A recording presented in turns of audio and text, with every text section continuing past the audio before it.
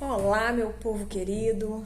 Dei um intervalinho aqui no meu horário de almoço para gravar esse vídeo e vim falar com vocês a respeito de desistir. Eu já desisti várias vezes da minha vida, já vivi momentos em que eu vivia só um dia de cada vez, não tinha perspectiva de nada. Se eu morresse naquele dia, para mim seria até um alívio. Já vivi esses dias conscientes, dias dos quais eu me lembro muito bem. E a graça de Deus sustenta a gente de alguma forma, que a gente é transportado de dentro de um problema e é como se a gente fosse teletransportado, resgatado. Não sei nem definir como, mas olhando para o passado hoje, é assim que eu consigo explicar, como se eu tivesse sido resgatada. E uma dessas ocasiões em que eu fui resgatada, não foi só uma, foram algumas. Eu estava me lembrando hoje, conversando com Luísa na hora do almoço, que agora há pouco, né, a gente almoçou juntas, me lembrando de como eu permaneci na minha faculdade. Para eu fazer minha faculdade foi uma grande dificuldade, gente. Eu levei 7 anos para concluir minha faculdade, porque eu fazia matrícula, não tinha dinheiro para pagar as mensalidades e era obrigada a trancar. Só que para trancar você tinha que renegociar. Então eu renegociava, levava um tempo pagando a dívida para depois conseguir novamente fazer a matrícula. Isso foi por umas 3 vezes. E eu lembro que eu não tinha dinheiro para livro, né? E eu peguei um livro emprestado, um código, acho que era civil, se eu não me engano, um código civil com o Dr. Quintino, que foi meu mentor, meu padrinho. Não está mais entre nós, mas seus filhos estão, o Igor e a Camila. Um beijo, amo vocês. Que Deus transporte todas as bênçãos dele para vocês. Dele, de Dr. Quintino. E um belo dia eu desisti, eu não tinha mais dinheiro para pagar a faculdade, apesar de estar trabalhando, não dava. Morava de favor com tia Selma, me sentia um estorvo. E não tinha como nem trancar a matrícula, porque eu não tinha como negociar, eu não tinha luz no fim do túnel, nenhuma luz, nada.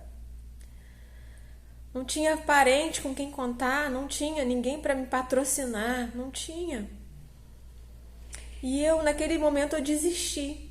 Eu morava em Teresópolis e eu resolvi voltar para Italva, né, que é uma cidade que a minha família morava no interior. Um lugar que não existe emprego formal, você só faz bico, ganha menos que o salário mínimo, é um troço desumano. E pra lá tá normal, tá bom. E eu lembro que eu escrevi uma carta, coloquei dentro daquele código civil, uma carta na qual resumia tudo. Que aquele sonho não custava minha dignidade,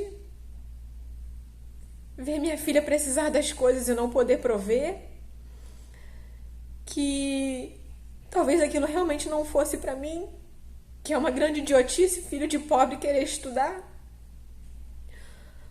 Todas as circunstâncias reais e óbvias que eu já tinha tentado por várias vezes e não consegui, que pra mim aquilo ali era um não de Deus, para que eu me recolhesse a minha insignificância e vivesse a minha vida um dia de cada vez, sem querer almejar grandes coisas, porque grandes coisas são para grandes pessoas, não para pessoas pequenas como eu. Fiz uma carta franca e, resumidamente, agradeci por tudo, expliquei que eu estava morando de favor, né, que eu estava sendo um estorvo na vida da minha tia, que muitas vezes a minha tia não tinha carne para todo mundo e ela dividia para fazer caber eu e Luísa dentro da panela. Leite, sabe? Uma criança de 2 anos toma muito leite e eu não tinha, minha pensão, a pensão, né, de Luísa era R$100, não dava para nada. E eu deixei aquela carta dentro daquele livro, enfiei a carta no livro e deixei na portaria, eu nem me reportei a ele. Mandei um agradecimento imenso, mas que aquilo ali se encerrava por ali. Nem esperava que ele fosse ler a carta, nem abrir aquele livro nunca, porque era um código civil que provavelmente já estaria ultrapassado muito em breve. E voltei. Voltei para casa da minha tia, era assim, sei lá, uns 2 quilômetros de distância. Voltei chorando, revoltada. E no meio do caminho eu recebi uma ligação. Minha filha, volta aqui, por favor. Eu voltei. Eu voltei e subi ali até aquele apartamento dele com muito temor. Eu tinha muito temor da presença de Dr. Quintino. Ele era um homem muito sério. Era um homem onde não se via conversa fiada, sabe? Não tinha, assim, muito espaço para humor, apesar de que eu conseguia fazer ele soltar algumas risadas. E eu me sentei, sem esperar nada, assim, oca, sem saber o que fazer, o que dizer, nada. E naquele sobressalto ele me colocou sentada e falou assim: minha filha, eu li sua carta e eu quero entender o porquê que você está desistindo do seu sonho. E me contou um pouco da história dele, das razões que ele teve para desistir. Ele também trabalhava durante a faculdade, ele era militar, tinha grandes dificuldades também. E expliquei toda a situação, sabe? Falei, não tem condição mais, e já deu, já perdi o vigor, já perdi até a graça de fazer essa faculdade. Essa faculdade está custando caro demais. E ele falou hoje, qual o seu maior problema? Falei, tem vários. Eu não tenho como pagar a faculdade, meu salário não é suficiente. Eu não tenho onde morar, minha filha está passando privação, enfim. E a cada momento que eu declarava uma das dificuldades, ele me dava a solução. Ele, olha, quanto é sua faculdade? R$600. Tá, eu vou pagar. Eu falei, doutor, mas não adianta, porque eu não tenho como pagar a dívida que ficou. E eu não tenho como fazer a matrícula enquanto não quitar a dívida. Ele pegou o telefone na hora, ligou para a faculdade, ligou para o diretor financeiro. Falou, a minha afilhada vai aí. E você vai negociar nesses termos e eu vou pagar a dívida dela. O meu banco é um banco internacional, não tem nessa cidade. E você vai fazer aí na ponta do lápis, vai fazer no boleto, enfim. E ele, assim, uma voz de autoridade tão grande que o diretor acatou. E eu fui na faculdade naquele dia. Negociei a dívida. Já fui com o dinheiro da matrícula, um bolo de dinheiro na mão. Já fiz a minha matrícula. E não parou por aí. Ele falou, olha, se você não tem onde morar, se você se sente um estorvo na vida da sua tia, eu vou te emprestar uma kitnet que eu tenho pra você morar com sua filha. Eu, doutor Quintino, era do lado da faculdade. Doutor Quintino, eu só tenho minhas roupas do corpo. Eu não tenho um travesseiro pra morar em lugar nenhum. Minha filha, não se preocupa. Tem mobília lá pra você viver, tá bom? E toma aqui um dinheiro, me deu mais um bolo de dinheiro. Vai na Casa e Vídeo e compra enxoval. Compra travesseiro, edredom, garfo, colher, copo, prato, panela. E fui eu, gente. Ainda me deu dinheiro pra eu ir embora de táxi. É lógico que eu não fui de táxi. Dinheiro do táxi, comprei leite. Eu fui embora.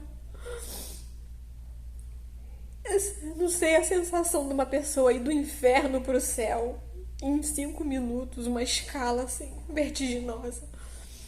E eu assim, abismada com aquilo que Deus fez, assim, minha vida se reverteu em uma tarde. E todos os momentos que a vida me apresenta esse tipo de desafios, de fundo de poço, né? Estilo fundo de poço. Eu lembro do nada que eu estava.